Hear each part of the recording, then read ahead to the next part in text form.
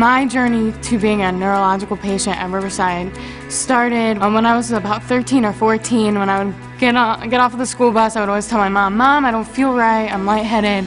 You know, my arms and legs, I kind of tingle a little." And we just dismissed it until the summer of 2011. I had headaches and ear ringing 24 hours a day, 7 days a week. I was suffering from insomnia. I wasn't able to sleep. I couldn't focus in my schoolwork, and I had had enough. I decided it was time to go ahead and seek treatment. In October of 2011, I was able to meet with Dr. Kristen Johnson at Neurological Associates. She did a battery of tests on me in her office, and she checked out, you know, my neurological functions in my arms and my legs. I had an MRI of my head, and when I met with her 2 weeks later, she diagnosed me with Chiari malformation type 1, which was probably the scariest day of my life. And I didn't really know what it was, but she said I needed to talk to a neurosurgeon, which is a word I never thought I would use, or someone I never thought I would meet. And so about 10 days later, I met with Dr. Michael Mayer, who's also at Neurological Associates, and he visited with me about my options as far as treatment. I'm only 23, so I didn't think that I would ever need to have brain surgery, but Dr. Mayer shared with me that I really didn't have any options. He sent me to a neurosurgeon in the practice named Dr. Brian Seaman. He came in the first appointment, and he told me, you know, we can and we will make this better, and we'll give you your life back. And he fulfilled that promise. Just about a month after I'd been diagnosed, I had the brain decompression surgery.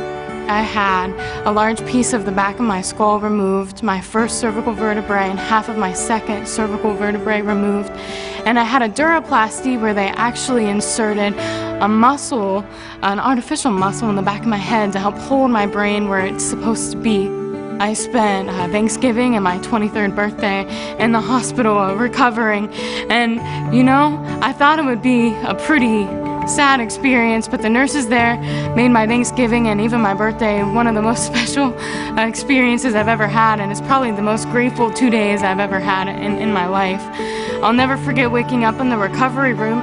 The recovery nurse, she held my hand. I kept answering questions, and she held my hand to reassure me, and I remember feeling her hand, and I said, "Wait a minute," you know, and she said, "What's wrong?" And I felt your hand, and it was the most remarkable thing. It's the first hand I'd felt in my hand in a very, very, very long time.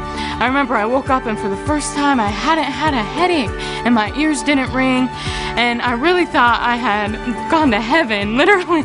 And then January 3rd, I actually went back to my graduate studies at Ohio State and being a teaching associate in the course that I'm fortunate enough to teach.